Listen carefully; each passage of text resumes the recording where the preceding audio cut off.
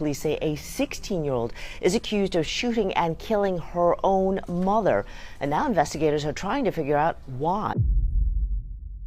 The sound of several shots in the evening of September 11th, 2025, broke the peace of the calm residential area on Avenue Q in Galveston, Texas. What would happen that night would be a shock to the community, and the family would be ripped apart by a tragedy that was unimaginable. Tiamoya Moore, a 34-year-old single mother who had just marked her sobriety victory and was making a new life based on faith and family, was shot several times on her own house.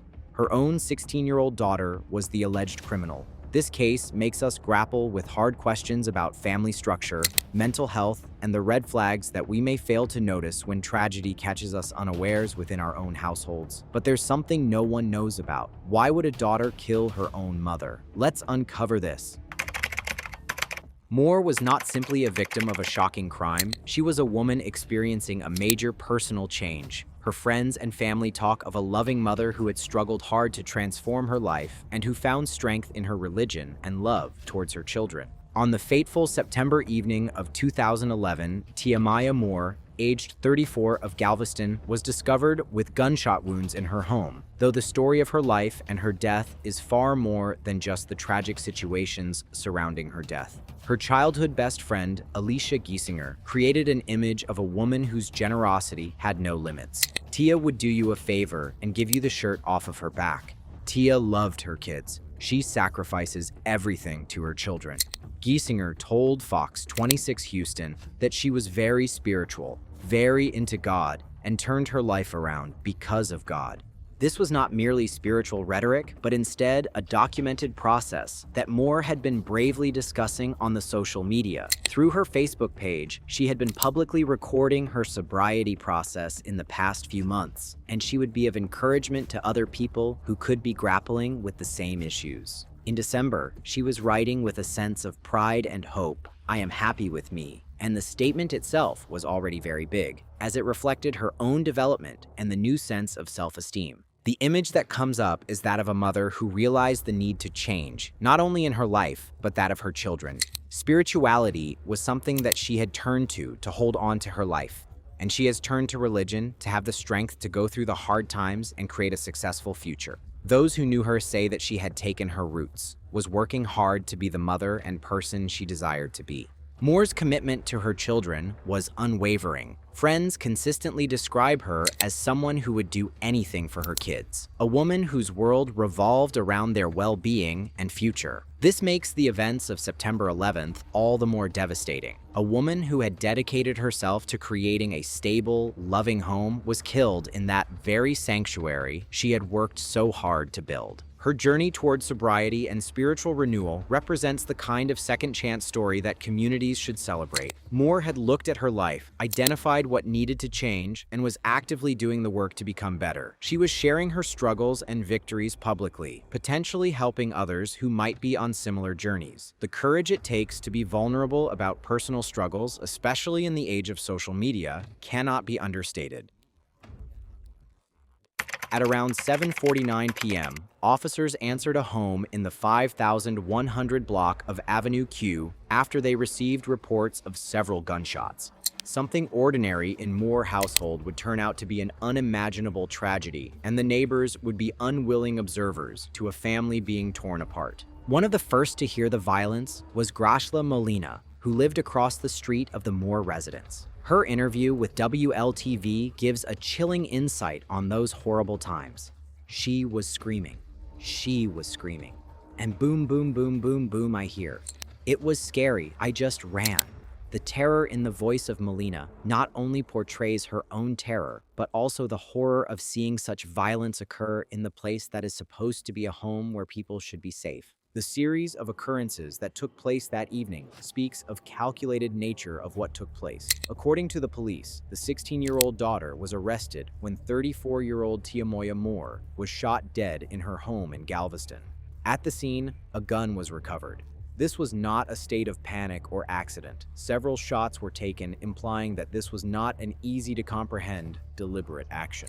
Upon arrival, the police officers found Moore, whose body had several gunshots. Even with first aid measures taken by reacting officers, Moore was being taken to UTMB Health, John Seeley Hospital, where she was later declared dead. The medics could not work enough to save seriousness of her injuries. The next thing that happened is what is odd about this case. During the processing of the scene, the suspect came back and, without resistance, was arrested by the police investigators. The 16-year-old daughter that had briefly escaped on foot after the shooting also returned to the location of the crime. This back causes an issue of the mindset of the teenager. Was it guilt or confusion, or rather something that took her back to confront the aftermath of her actions? Even the crime scene was a story of domestic violence of the most personal and crushing nature. The eyewitnesses on the ground identified the suspected shooter as the 16-year-old daughter of Moore.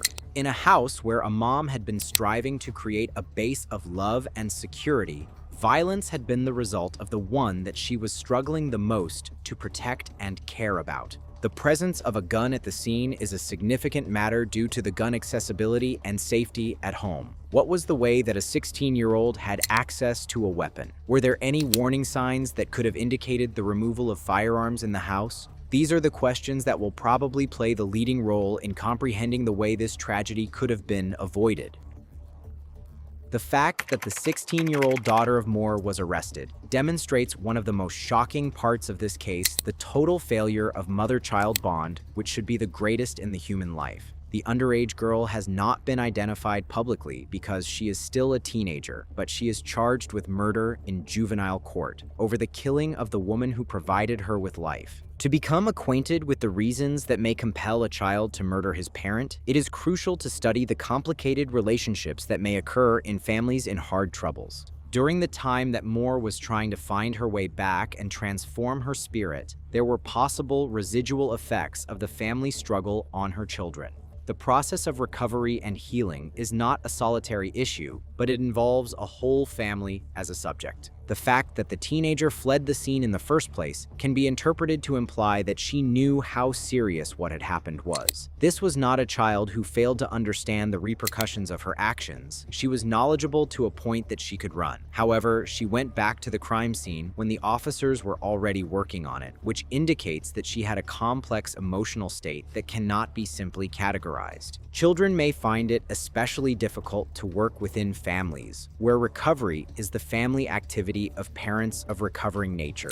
The young people who might have become accustomed to the dysfunction as a way of life may find even beneficial changes threatening. The adolescent can have been grappling with the change that her mother can have been going through in ways not readily evident to the adults that surrounded her. In such a case, mental health issues are bound to emerge. How did a 16-year-old feel and behave psychologically to be able to do such an action? Were there some warning signs of trouble that were overlooked or downplayed? Did the interventions exist that could have prevented this tragedy in case they were introduced earlier? The legal proceedings ahead will attempt to determine not just what happened that night, but why.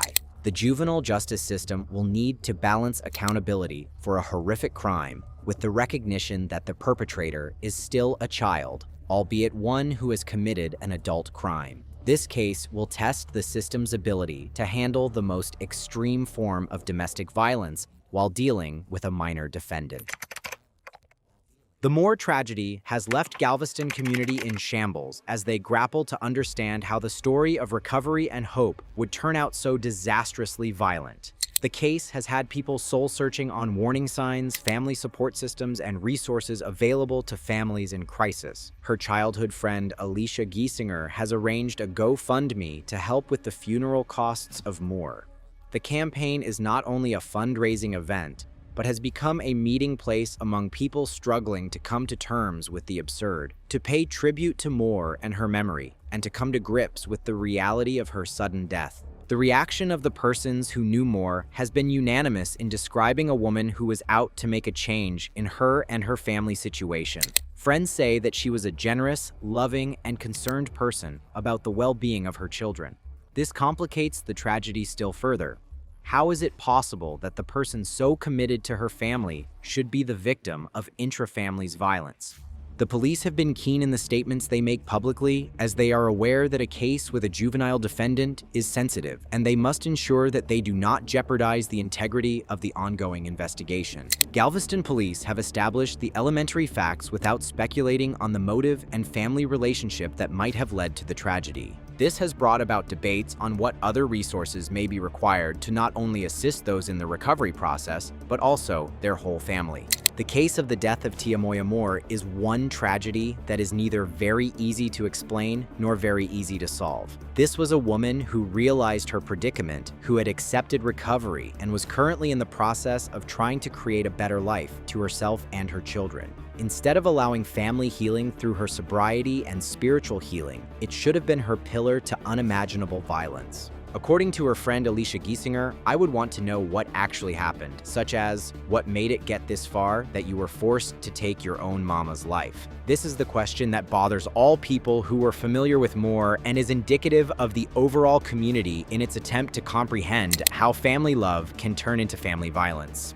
The case is under investigation, and the case that follows will seek to answer and bring accountability to the case.